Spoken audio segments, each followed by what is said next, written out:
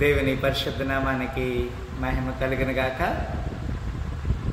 ఈ సాయంకాల ఆరాధనలో పాల్గొన్న ప్రతి బిడ్డని దేవుడిని నిండాలుగా దీవించి ఆశ్రయించిన గాక. ఉదయకాల సమయంలో మనము కొన్ని మాటలు లేఖనం నుంచి ధ్యానం చేస్తున్నాము. 1వ దినవృత్తాంతాల గ్రంథము 29వ అధ్యాయం 14వ వచనంలో, ఈ ప్రకారం మనఃపూర్వకంగా ఇచ్చే సామర్థ్యం మాకుంటకు నేను ఎంత మాత్రపు వాడను, నా జనులెంత మాత్రపు వారు, సమస్తం నీ వలనే కలిగాను కదా, నీ స్వసంపాద్యములు కొంత మేము నీకు ఇచ్చి ఉన్నాము. ఇది మెయిన్ వాక్యాధారము. మనము దేవునికి ఇస్తున్నాము, అది దేవుని చెప్తాము. అయితే ఎక్కడి నుంచి ఇస్తున్నాం మనం? నీ సంపాద్యం ఎక్కడి నుంచి ఉంది? దేవునికి ఇచ్చే విషయంలో కొన్ని వాక్యాలు ఉదయకాల సమయంలో ధ్యానం చేస్తున్నాము. ఇప్పుడు కూడా కొన్ని మాటలు మనము ధ్యానం చేయడానికి సిద్ధంగా ఉన్నాము.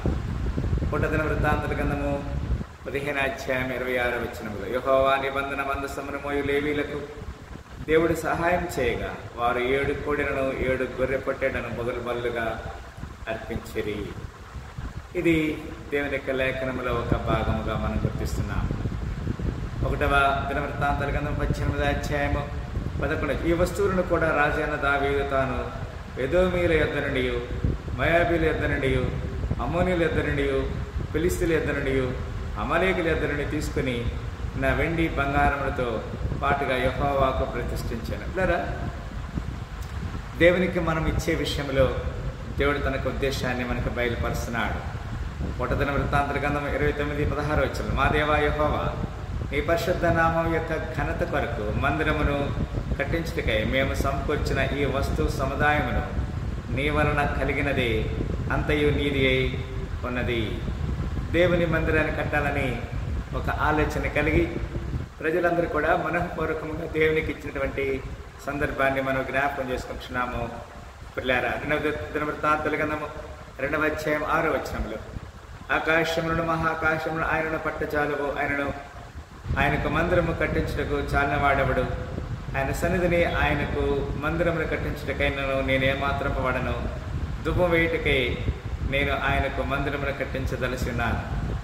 ఇది దేవుని యొక్క చిత్త ప్రకారంగా దేవుని మందిరాన్ని కట్టేటప్పుడు మరి దావీదు కుమారుడైనటువంటి సొలొమోను పలికిన మాటల్ని మనము జ్ఞాపకం చేసుకుంటున్నాం.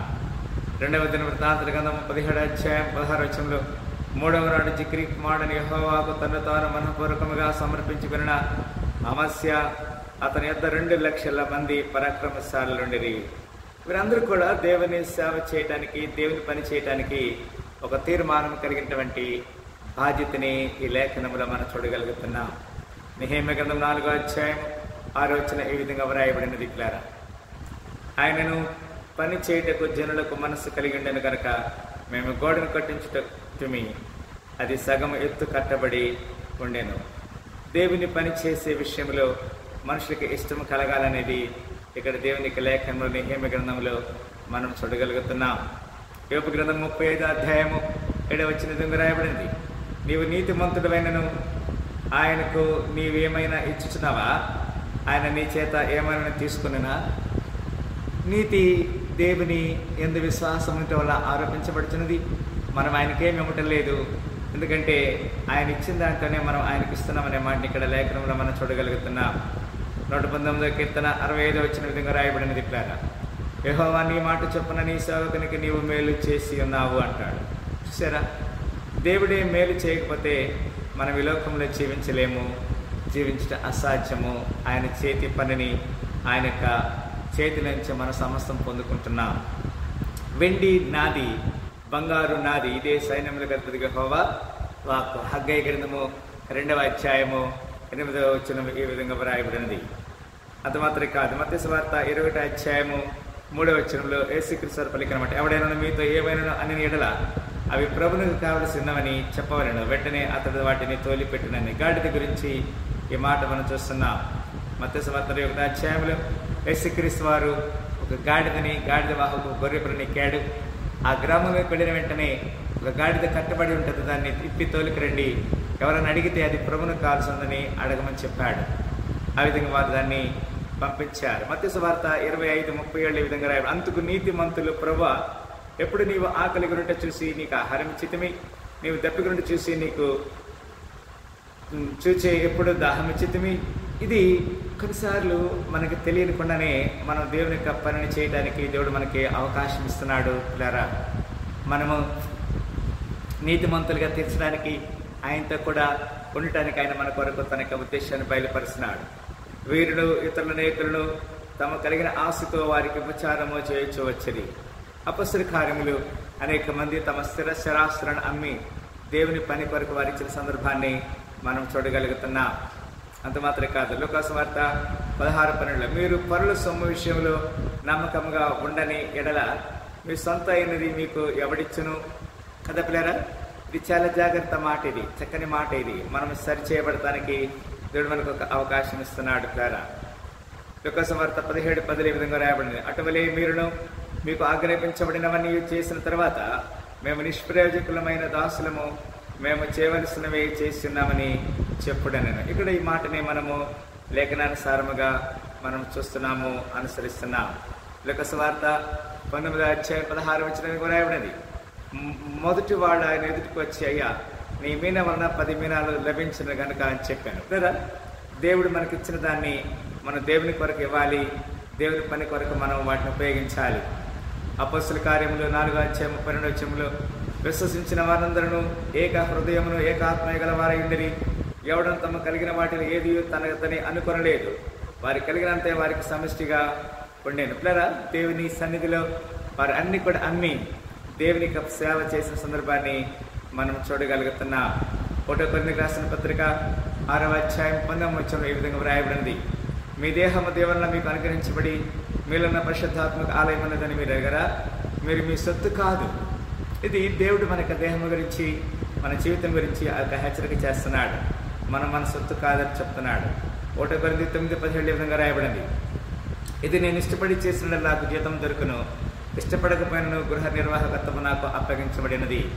దేవుని సేవ చేయడానికి, దేవునికి ఇచ్చే విషయంలో దేవుని పని కొరకు మనం సిద్ధం చేసుకోవాలనేది దేవుని యొక్క మాట ఇక్కడ తెలియజేస్తున్నాడు. ఎఫెసీ 3:8 ఈ విధంగా రాయబడింది, పిల్లరా, దేవుడు మన ప్రభువైన క్రీస్తు యేసునందు చేసినట్టు సంకల్పం చొప్పున పరలోకములో ప్రధానులకును అధికారులకును సంఘము ద్వారా తన యొక్క నానా విధమైన జ్ఞానం ఇప్పుడు తెలియబడనని ఉద్దేశించి శోధింప శక్తము కాని క్రీస్తు ఐశ్వర్యమును అన్యజనులు ప్రకటించుటకు సమస్తమును సృష్టించిన దేవుని యందు పూర్వకాలం నుండి మరుగయ్యున్న ఆ మర్మమును గురించి ఏర్పాటు ఎట్టిదో అందరికీ తేటపరచుటకు పరిశుద్ధులందరిలో అత్యల్పుడైన నాకు ఈ కృప అనుగ్రహించారు. పిల్లరా, దేవుడు మనకిచ్చిన కృపని మన పాత్రలుగా ఉండి ఆయన కృపని మనం సంపూర్ణం చేయాలి అనేది ఇక్కడ లేఖనంలో రాయబడి ఉన్నది. హెబ్రీయులకు రాసిన పత్రిక 11:13 కూడా ఈ మాట రాయబడినది, మీరందరూ ఆ వాగ్దాన ఫలం అనుభవింపకపోయినను దూరం నుండి చూసి వందనము చేసి తాము భూమి మీద ప్రదేశులమనియు యాత్రికులమైనామనియు ఒప్పుకొని విశ్వాసం గలవారై మృతి పొందిరి. పిల్లరా, ఈ లేఖనాన్ని మనం చూసినప్పుడు దేవుని రాజ్యం కొరకు మనం ఏమి వెతుకుతున్నాం, ఏమి చేస్తున్నాం, ఏమి కోస్తున్నాం, దేవుని చిత్త ప్రకారం మనం నడుచుకుంటున్నామా, ఆయన రాజ్యానికి మనం ఆశలుగా ఉండాలని కోరుకుంటున్నాడు.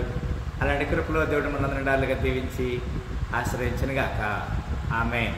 సాయంకాల సమయంలో మరి మనం సరి చేయబడటానికి దేవుడు మనకి ఇచ్చిన అవకాశాన్ని బట్టి దేవుని నామమున కనపరుస్తున్నాను. ప్రార్థన చేసి ఈ సాయంకాల ఈ పునరుద్ధాన శుభముల్ని ఈ కొడుకును మనం ముగించుకుందాం. స్తోత్రములు. ప్రేమగల తండ్రి, మీ అపారమైన ఉచిత కృపను బట్టి వందనాలు స్తుతులు తెలియజేస్తున్నాం. మా పక్షంగా మీరు చేసిన ప్రతి మేలును బట్టి వందనాలు స్తుతులు తెలియజేస్తూ యేసుక్రీస్తు వారి శ్రేష్టమైన నామములో మిక్కిలి నమ్మకంతో వేడుకను స్తుతించి ఈ సాయంకాల శుభమును సహాయించమని ప్రార్థన చేసి అడిగి వేడుకుంటున్నాము తండ్రి. ఆమేన్.